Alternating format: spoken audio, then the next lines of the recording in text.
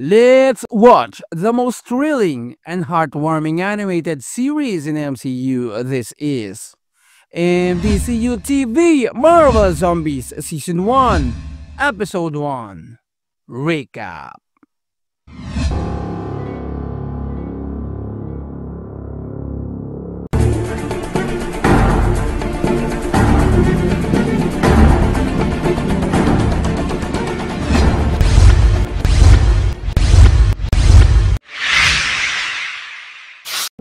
Sa nakaraang 10 taon, patuloy na kumakalat ang zombie virus sa Earth.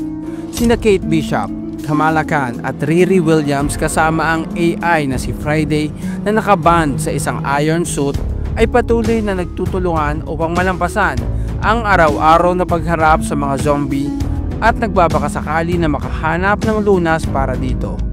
Sa mistulang Zombieland na New York, nakita nila ang isang Queen Jet na nag-crash di kalayuan sa kanila. Pinuntahan nila ito at ayon kay Riri, may kakaibang device ang nasa loob ng katawan ng zombie na tila sinasadya nitong lunukin para mailigtas at madala sa tamang tao. Ito pala ay isang transmitter na may kakayahang kumonek in a cross-galactic broadcast na may napakalakas na frequency.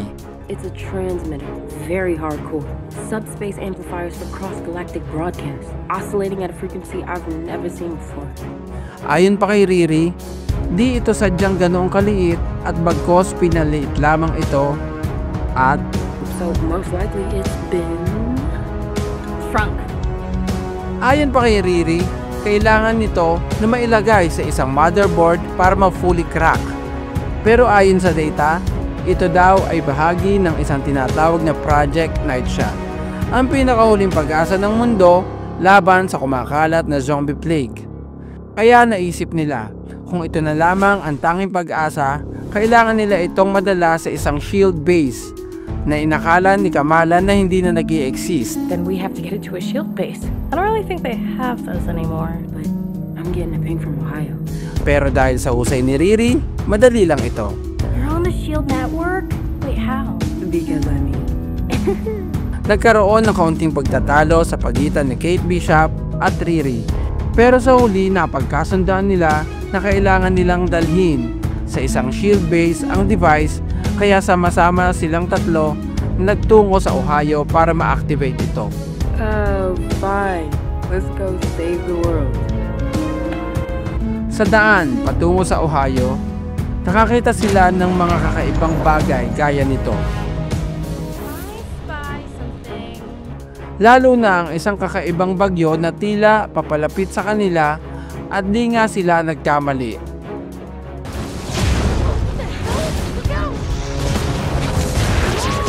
At sa kanilang pagtatago, di nila namalayan na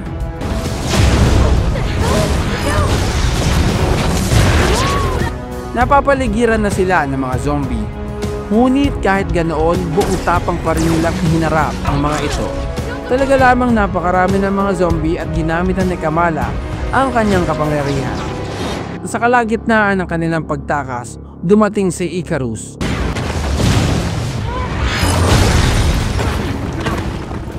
Ngunit hindi para tulungan sila, kundi para kaharapin ang zombie, Captain Marvel. Move!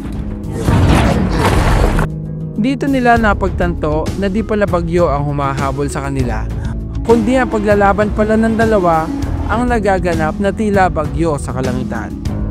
Sinugod ng zombie Captain Marvel si Kate Bishop at dito ginamit na ni Kate ang trick arrow na naagaw niya kay Hawkeye.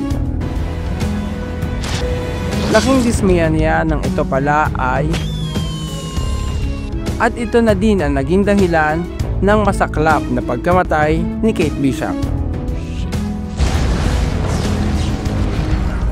Kasunod nito ay ang pag-atake ng isang zombie kay Riri.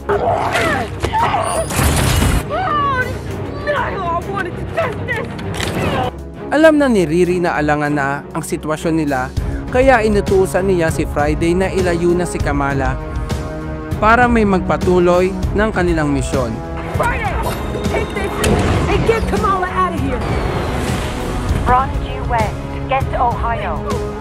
Ayaw mang iwan ni Kamala ang dalawang matalik na kaibigan, wala siyang magagawa kundi magpatuloy habang iniiwasan ang mga pinakakawalang pag-atake ni na zombie Captain Marvel at Icarus. Humandusay si Kamala sa daan, bunga ng matinding labanan nang may maramdaman siyang motor na paparating at sinigip siya nito. Na magkamalay ito, nagpakilala ang misteryosong lalaki na may puting mata. Ito ay si Blade, na napiling bagong avatar ni Khonshu. Ayon kay Blade, gusto ni Khonshu na tulungan ito na tapusin ang misyon ni Kamala dahil alam din ito kung gaano kahalaga ang dala ni Kamala na device. Khonshu does, just as he knows the value of the device you carry. Ayon pa dito nang mahawa ang orihinal na avatar ni Khonshu, siya na ang ginawang bagong avatar nito o ang bagong Moon Knight. Khonshu is your Friend of a friend. His avatar was lost in a plague. Now the deity acts through me. Narating naman nila ang pakay na lugar, ngunit nagulat sila dahil napapalibutan ito ng mga zombie na di naman sila sinasalakay. Ang mga ito ay tila bantay ng facility. Ang nakabase pala dito na siyang kumukontrol sa mga zombie ay sina Milena Vostokov, Alexei Shostakov, ang Red Guardian, at si Yelena Valova. Nagpakilala naman ang dalawa at ipinaliwanag ang pakay. what brings you here?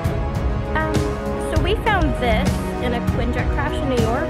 We know it's part of some SHIELD contingency plan to stop the plague, but can't really see what it does without a SHIELD motherboard. Ipinakita nila ang hawak nilang device na maaaring tumapos sa patuloy na paglaganap ng mga zombie. Ang kailangan lang nila ay ang motherboard na nasa facility na ito upang alamin paano gamitin ang device. Will you please help us?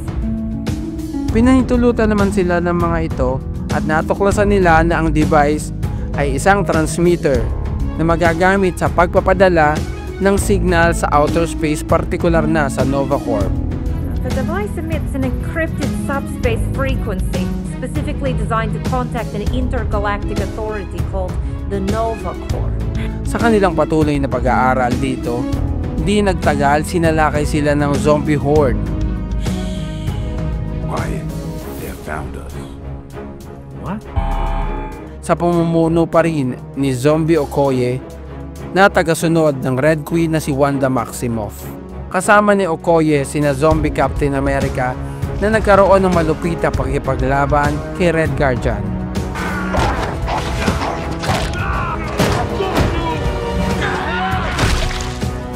Si Avastar o si Zombie Ghost na siyang tumapos sa ilang widow at walang nagawa ang mga ito sa husay makipaglaban ni Ghost. Ngunit gaan naman ito kagaling ay di naman nakaligtas ito sa bangis makipaglaban ng isang Blade Knight na tila alam na nito ang bawat galaw ni Ghost, kaya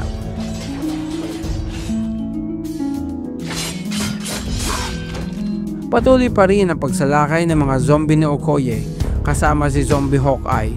Ngunit nang maramdaman nila na alangan na ang grupo nila, minabuti nilang umatras na lamang at Initiate Plan 42. Fight and retreat. Let's go. kasama si Red Guardian, Yelena, Kamala Khan at Blade Knight, tumakbo na sila papalayo. Ngunit nang maramdaman ni Milena na papalapit na ang mga zombie kasama ang isang zombie abomination, minabuti nito na magpaiwan na lamang at subukang kontrolin ang mga zombie. Nagtagumpay nga siya sa umpisa. They follow you? No, they follow science. Ngunit talagang malakas ang kakayahan ng isang zombie Okoye at nabaligtad ang sitwasyon. Kaya, kasama si Red Guardian, nagdesisyon si Yelena na samahan si Kamala at Blade Knight sa kanilang bagong misyon para humanap ng paraan sa pamamagitan ng transmitter na hawak nila para wakasan ang mga zombie. Hanggang dito na lamang muna mga tropang Marvel at DC fan, at mahaba-haba na rin ang ating kwentuhan. Maraming salamat sa inyong panonood. Kaya ano pang hinihintay mo, mag-subscribe na sa ating channel